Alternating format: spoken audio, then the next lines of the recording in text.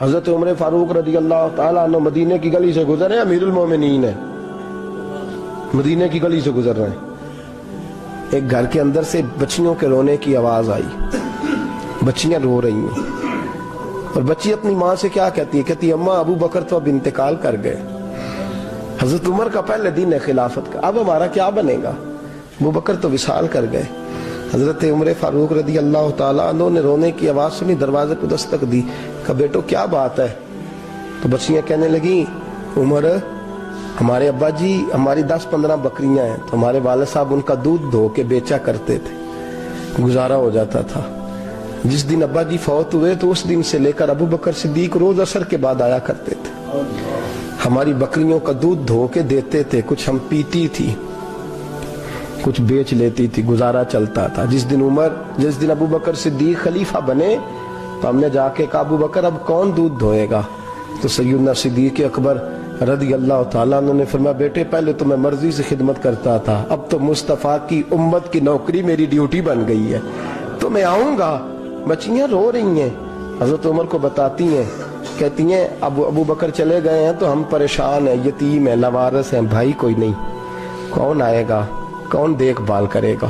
حضرت عمر فاروق گھٹنوں کے بل زمین پہ بیٹھ گئے، ان چھوٹی چھوٹی بچیوں کو سینے سے لگایا، فرمانے لگے میں ابو بکر کا کیا کروں، میرے لیے رستے بڑے مشکل کر گیا ہے، میں اس کے کس بادشاہ وقت ہو کے وہ غریبوں کے گھروں میں آ کے ان کی بکریوں کا دودھ بھی دوتا تھا، امیر المومنین ہو کے یہ رنگ بھی تھا، پر میں بیٹیوں فکر نہ کرنا، جب تک عمر زندہ رہے گا، عمر آتا رہے گا، یہ نوکری کرتا رہے گا۔ کچھ دن بیتے تو حضرت عمر فاروق کو یاد آیا اوہو مدینے میں ایک بوڑھی اماں بھی رہتی ہے جس کا کوئی گھر کا کام کرنے والا نہیں، اور جس بی بی کا کوئی بال بچہ نہیں، اور آنکھوں سے بھی وہ نابینی ہے۔ حضرت ابو بکر صدیق رات کے سناٹے میں جایا کرتے تھے، اس کے گھر میں جھاڑو دیتے تھے، یہ بادشاہ ہے، اس کی فقیری کا رنگ دیکھو، اس کو کنویں سے پانی بھر کے لا کے دیتے تھے، اور یہ لفظ آپ سنیں گے تو حیران ہو جائیں گے۔ اس بوڑھی اماں کے لیے نا ایک کونے میں گھر میں دور بار شین میں ایک جگہ کھود دی تھی جہاں وہ بی بی پخانہ اور پیشاب کرتی تھی۔ امیر المومنین حضرت ابو بکر صدیق رات کو جاتے تھے اور اس کا وہ پخانہ وہاں سے اٹھا کے باہر پھینک کے آیا کرتے تھے۔ اس عورت نے پیغام بھیجا کہ عمر سے کہو میری بھی ڈیوٹیاں تو نہیں سر انجام دینی ہے۔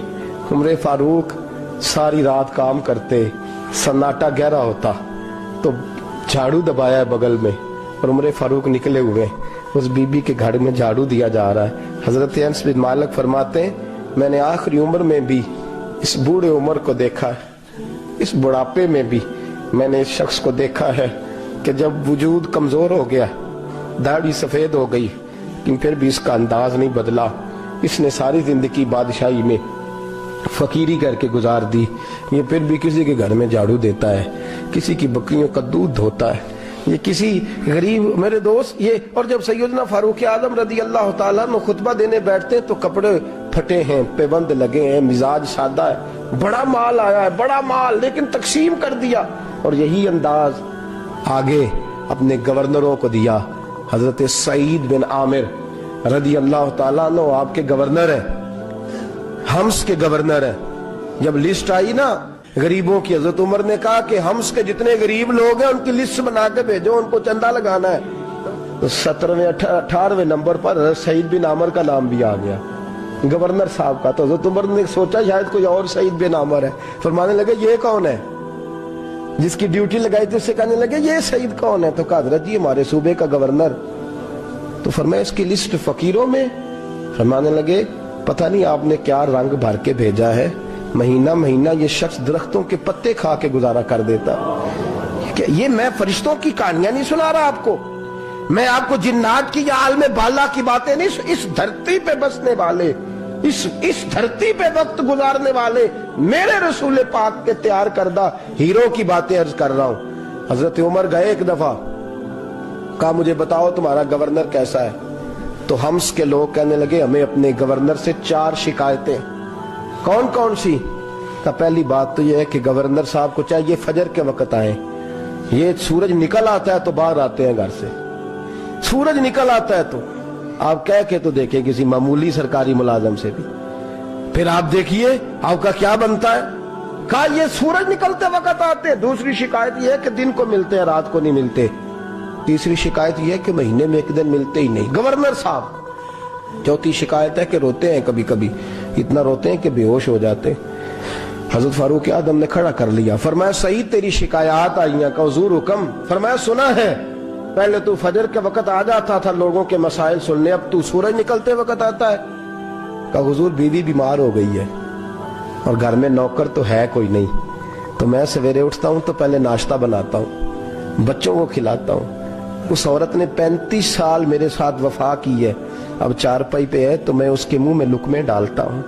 कहा उसे खाना खिला के जब वो दुआ देती है तो फिर निकलता हूं। तो कहा सुना है तो हफ्ते में एक दिन मिलता ही नहीं, महीने में। कहने लगे हजरत जी जब मदीने से आया था तो एक कुर्ता और एक तामद साथ लाया था, मुझे आज 2.5 साल हो गए हैं, मैं नया लिबास नहीं खरीद पाया। मैंने अर्ज की मैं इस धरती में बसने वाले लोगों की दास्तान सुना रहा हूं। कहा मैं अपनी तामद धोकर खुश्क होने को डाल देता हूं, उसे आधा दिन लग जाता है, खुश्क होती है तो तामद पहन के कमीज धो लेता हूं और फिर कमीज डाल देता हूं। हजरत जी सारा दिन बीत जाता है तो बाहर नहीं आ पाता। हजरत उमर फारूक की गर्दन झुक गई। का सुना है तू रात को मिलता ही नहीं। ये लफ्ज कहे तो हजरत सईद बिन आमर कहने लगे ये मेरा राज था, आप मेरे अमीर ना होते तो कभी फाश ना करता। दिन मैंने बंदों के लिए रखा है, रात अपने रब के लिए रखी हुई है। मैं रात की तन्हाइयों में अपने करीम की बारगाह में जाता हूँ और मैं सारे दिन के गुनाहों की माफी मांगता हूँ। मैं अपनी गलतियों की तलाफी का सवाल करता हूँ, उसके हुजूर जाता हूँ, उसे दुखड़े सुनाता हूँ। रात मेरी उसके लिए बीत जाती है। हजरत उमर की और गर्दन झुक गई। फरमाया ये बता कि तू मिलता ही नहीं, कभी कभी तो रोता है और बेहोश हो जाता है। हजरत जी 40 साल की उम्र में कलमा पड़ा है, जब 40 साल के पिछले गुनाह याद आते हैं तो कब फिर मैं जब्त नहीं कर पाता। वो खताएं, वो पाप, वो जुर्म, वो खताएं जब सोचता हूं ना कि रब खड़ा करके पूछेगा बता ये जुर्म क्यों किया, तो वो एहसास मुझे परेशान कर देता है। हजरत जी मैं फिर बर्दाश्त नहीं कर पाता, फिर मैं तड़प उठता हूं, मेरी ये कोताहियां हैं, बताइए क्या कहते हैं। हजरत फारूक आजम ने गर्दन उठाई तो आंखों में आंसू थे। कहने लगे या अल्लाह मुझे इस जैसे कुछ और गवर्नर भी अता फरमा, या अल्लाह इस जैसे कुछ और गवर्नर भी। अजीजों अपना हाल क्या है। मुल्क शाम जब फतह हुआ तो हजरत साद बिन अबी वकास रदी अल्लाह ताला अन्हु कहते हैं कि कुछ लोग मुझे कहने लगे कि हम आपसे मामला तय नहीं करेंगे, हम जजिया देंगे, टैक्स देंगे, इस्लामी हुकूमत के जेरे असर आएंगे, लेकिन आपसे मामला तय नहीं करेंगे, अपने अमीर को बुलाइए। तो हजरत सैयदना साद बिन अबी वकास कहते हैं मैंने खत लिखा। फरमाते खत लिखा हजरत उमर को। मैंने कहा जनाब आइए। जवाब में हजरत उमर ने खत में जवाब लिखा कि फलां दिन फलां तारीख फलां वक्त में मुल्क के शाम पहुंच जाऊंगा। हजरत सैयदना उमर चले घर से, एक गुलाम, एक घोड़ा, एक नेजा। हजरत फारूक आजम ने कुछ खजूरें, खुश्क खजूरें, कुछ सिरका बांध के रख लिया रस्ते में खाने को। ये बादशाही में फकीरी हो रही। लाखों मुरब्बा मील का हुक्मरान है, करोड़ों अरबों रुपए पास पड़े हुए, वो सारी चीजें रख ली और सैयदना उमर फारूक रदी अल्लाह ताला अन्हु चलने लगे। अब गुलाम से कहने लगे भाई मेरा घोड़ा जरा माड़ा है, कमजोर है, तय कर ले, इतने मील तू घोड़े पे बैठेगा, मैं पैदल चलूंगा, फिर इतने मील मैं घोड़े पे बैठूंगा, तू पैदल चलेगा। मुल्क शाम पहुंचने का वक्त आ गया। जब वक्त आया तो पैदल चलने की सवारी हजरत उमर की थी, उनकी बारी थी पैदल चलने की, और सवारी पर सवार होने की बारी गुलाम की थी। तो ये लोग रिश्ते करते हैं ना तो किराए की कार लेके चले जाते हैं, बाद में वो पूछते हैं कि तुझे कार ते आए सो। हम अपने आप को बनाने के लिए झूठी अनाम भी खरीदनी पड़े तो खरीदने से हम परहेज। हम जो बताते वो हम होते नहीं, और जो होते हैं वो हम बताते। हजरत सैयदना उमर फारूक रदी अल्लाह ताला अन्हु सवारी पे गुलाम है, खुद पैदल है, और हाल क्या है, बारिश हुई थी तो कुछ पानी खड़ा था, छोटे छोटे जोहड़ों में छोटे छोटे तालाब बने हुए थे, पानी खड़ा था। तो हजरत उमर फारूक रदी अल्लाह ताला चमड़े के जूते पहने, वो जूते दोनों उतार के तो बगल में दबा लिए। हजरत साद बिन अबी वकास फरमाते हैं उसी बगल में नेजा रख लिया और तामत थोड़ा ऊंचा कर लिया कि पानी से चलना है। اور غلام کو گھوڑے پہ بٹھایا ہے اور گھوڑے کی لگام پکڑی ہے تو یوں پیچھے رکھی ہوئی ہے، اور حضرت سیدنا فاروق اعظم رضی اللہ تعالیٰ عنہ آ رہے ہیں۔ غلام کہنے لگا حضور لوگ دیکھ رہے ہیں، مہربانی کریں بیٹھ جائیں۔ فرمانے لگے نہیں، باری تیری ہے، تو ہی بیٹھے گا۔ اس نے کہا حضور نہیں، وہ تو ٹھیک ہے، کوئی باری فرض تو نہیں نہ ہو گئی، آپ مہربانی کریں آپ آ جائیں، ذرا لوگ آ رہے ہیں۔ فرمایا تمہیں کہا نا، غلام کہتا میں نے تیسری دفعہ کہا تو حضرت عمر نے جلال سے دیکھا، اور جناب عمر کا جلال تو زمین کانپنے لگ جاتی تھی۔ کہتے ہیں کہا حضور آپ آ جائیں، تو کہتے تجھے کہا ہے نا چپ کر کے بیٹھا رہے، کہتے ہیں میں گھوڑے پہ ہی کانپنے لگا۔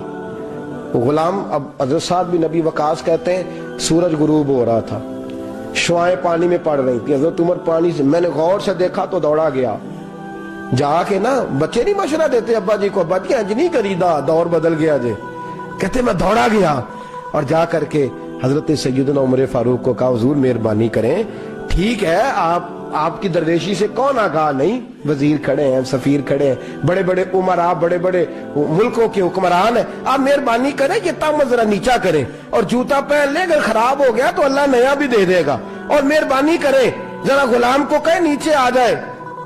حضرت عمر کہنے لگے تمہیں کیا تکلیف ہے؟ کہا حضرت جی وہ وزیر مشیر کھڑے ہیں، یہودی ہیں، عیسائی ہیں، نجرانی ہیں، وہ بڑے بڑے مذاہب کے اور بڑے بڑے ملکوں کے ہیں، آپ کا بڑا نام سنا ہے۔ حضرت سیدنا سعد بن ابی وقاص فرماتے ہیں میرے ساتھ اتنا ترش رویہ حضرت عمر کا پہلے کبھی نہیں ہوا، کہتے ہیں ماتھے پہ شکن آیا اور کہنے لگے تجھے تیری مار ہوئے، ان 4 لوگوں کے لیے میں اپنے نبی کا طریقہ چھوڑ دوں، ان 4 دنیا داروں کے لیے نبی پاک کا طریقہ چھوڑ دوں؟ فرمانے لگے سر سے پگڑی اتاری حضرت عمر نے جلال میں، فرمانے لگے میرے سر پہ جو بال ہے نا یہ مجھے کسی دنیا دار نے نہیں دیے، یہ ساری عزتیں مجھے آمنہ کے لال نے عطا فرمائی ہے، اور میں ان محبوب کا طریقہ ان 4 لوگوں کی خاطر چھوڑ دوں؟ فرمایا قرآن کہتا ہے ان اللہ یأمر بالعدل والاحسان، جب میں نے خود عدل کا تقاضا یہ رکھا ہے کہ کبھی وہ بیٹھے گا کبھی میں بیٹھوں گا، باری اس کیا تو میں کیسے بیٹھ جاؤں؟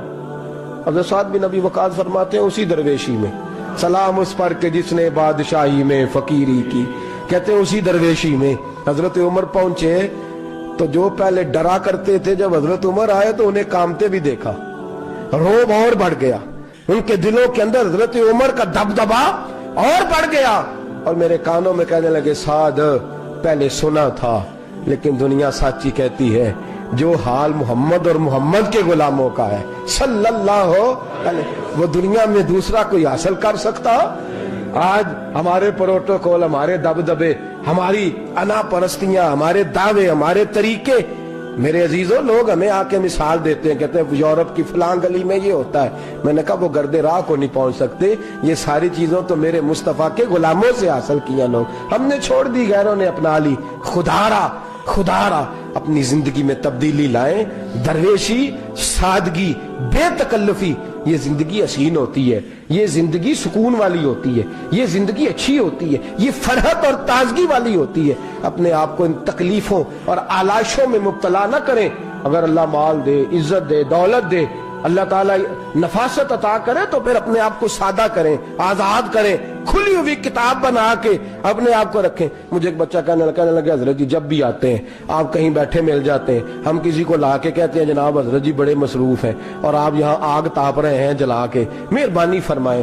میں نے کہا یار 2-4 دن تو بن سور کے بیٹھنا بندے کے لیے آسان ہوتا ہے، سارا دن ملمہ سازی کر کے رکھنا اتنا آسان کام؟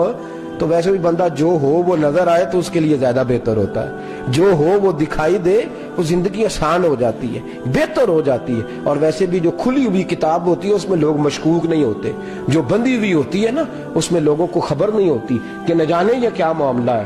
میرے عزیزوں اپنے آپ کو بے تکلف بنائیں۔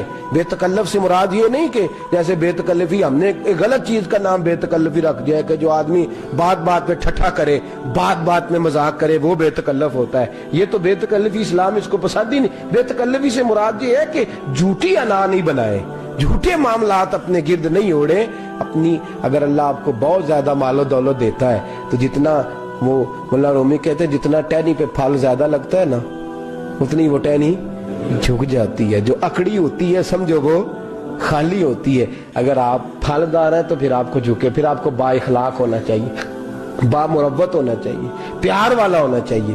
زندگی میں اس چیز کو ضرور اپنائیے، بڑے لوگ وہی ہوتے ہیں جن کا کردار بڑا ہوتا ہے، بڑے وہی ہوتے ہیں جن کی بات بڑی ہوتی ہے، کوئی باتوں سے اور پروٹوکول سے کبھی بڑا نہیں ہوتا، ہمیشہ مدحت خیر الانام میں گزرے، دعا ہے یہ عمر درود و سلام میں گزرے۔ آخر دعویٰ الحمدللہ۔